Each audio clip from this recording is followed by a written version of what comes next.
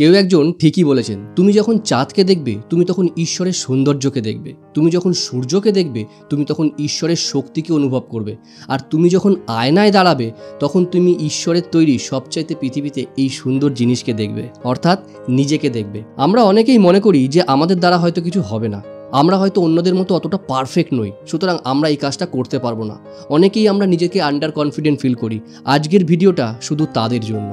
নমস্কার, আমি সুজিত। ইনসাইড সুজিতের একটা দারুণ গল্পে আপনাকে স্বাগত। এই সুন্দর গল্পটা হচ্ছে একটা কৃষকের, যে কৃষক প্রত্যেক দিন সকালবেলা নদী থেকে জল তুলে ঘরে নিয়ে আসতো খাবার জল খাবে বলে। তার কাছে দুটো কলসি ছিল এবং এই কলসিটা একটা ছোট লাঠির মাধ্যমে দুটো কাঁধে ভর করে সে জল ভরে নিয়ে আসতো। ঘরে আনার পরে সে সবসময়ের জন্য দেখতো একটা ঘড়া, একটা কলসি পুরো ভর্তি এবং আর একটা কলসি হাফ ভর্তি। সে ভাবতো যে ঠিক আছে, এতে কোনো আমার অসুবিধা নেই।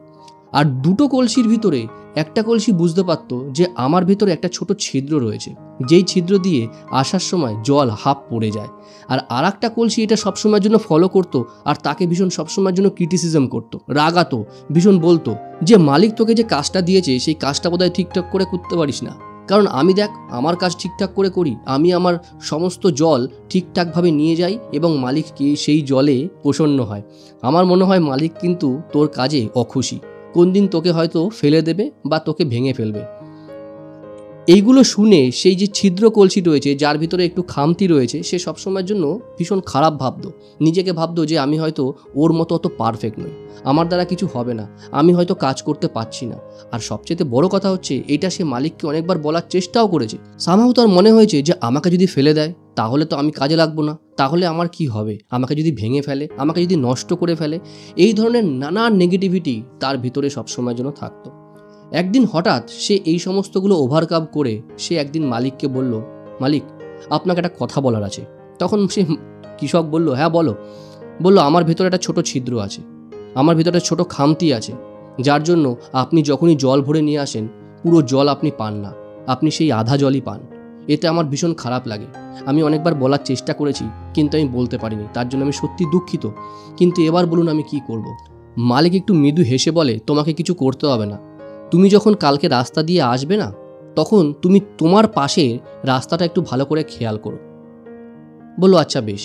পরের দিন সকালবেলা যখন সেই ঘরটা মানে কলসিটা যখন রাস্তা দিয়ে আসছে, দেখছে সেই রাস্তার পাশে কত সুন্দর ফুল গাছ, কত নতুন নতুন গাছ, ছোট ছোট চারা উঠেছে। এটা দেখে সে ভীষণ খুশি হলো, ভাবলো এত ফুল গাছ। এই কৃষক যখন সেই কলসি দুটোকে নিয়ে ঘরে রাখলো, তখন সেই কলসিকে, ভাঙা কলসিটাকে জিজ্ঞাসা করলো, ছিদ্র কলসিটাকে, যে কি দেখলে আজকে, কিছু দেখলে, ভালো লেগেছে? বললো হ্যাঁ দেখলাম, কি সুন্দর রাস্তায় ফুল ফুটেছে, ভীষণ আনন্দ পেলাম। কিন্তু আমার মনে হচ্ছে এই ফুল যতই হোক না কেন, আমি তো আমার কাজটা কমপ্লিট করতে পারছি না। আপনি আমাকে যে কাজের জন্য অ্যাসাইন করেছেন সেই কাজটা আমি কিছুতেই কমপ্লিট করতে পারছি না, যার জন্য আমার প্রচণ্ড খারাপ লাগছে। বললো তুমি শুধু নিজের দিকটাই দেখলে, তুমি অন্য দিকে কি দেখেছো? যে কলসিটা এক কলসি জল নিয়ে আসে তার দিকে কি কোনো ফুল গাছ ছিল কি না? বললো না, সেটা দেখিনি। বলে কালকে ওটাও দেখো। সে যখন দেখলো যে ওই দিকে মানে অপর দিকে কোনো ফুল গাছ নেই, চারিদিকে রুক্ষ শুকনো, প্রচণ্ড কষ্ট পেল তখন দেখে, আর মনে মনে আনন্দও পেল যে আমার এদিকে এত ফুল গাছ কেন। সে তখন বুঝতে পারলো না। সে মালিককে এসে জিজ্ঞাসা করলো এটার কারণটা কি। বলে এটার কারণ এটাই যে আমি জানি যে তোমার ভেতরে একটা ছোট ছিদ্র রয়েছে এবং সেই জন্যই আমি ওই জায়গাটাতে মানে তুমি যে দিক থেকে আসবে আমি সেই দিকে ছোট ছোট চারা লাগিয়ে দিয়েছিলাম ফুলের, যাতে কিনা তোমার জলে সেই ফুলগুলো পুষ্ট হয় এবং সুন্দরভাবে বেড়ে ওঠে।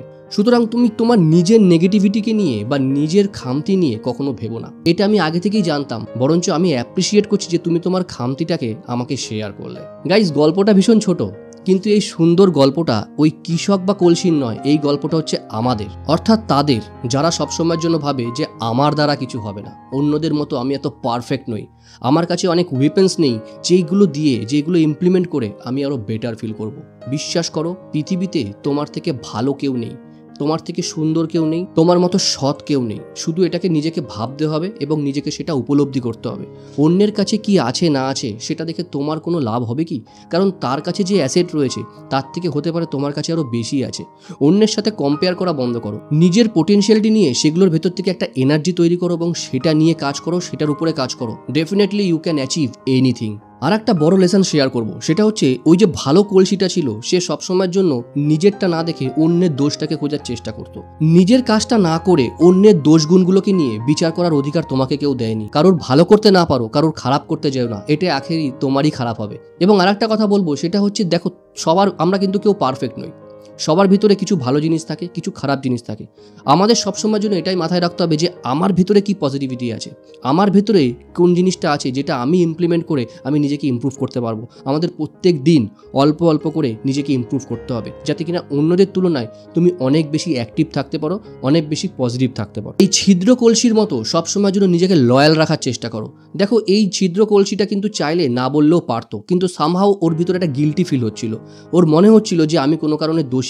নিজের দোষটাকে সবসময় জন্য স্বীকার করার চেষ্টা করো। অনেক সময় অনেক কোম্পানিতে দেখা যায় যে অনেক এমপ্লয়ির এরকম অনেক কিছু থাকতে পারে, অনেক কিছু নেগেটিভ থাকতে পারে, হয়তো তার বস সেটা জানে, কিন্তু জানার পরেও সে নিজেকে সময় ডিপ্রেশনে রাখে, নিজেকে সবসময়ের জন্য অ্যাংজাইটি ফিল করে।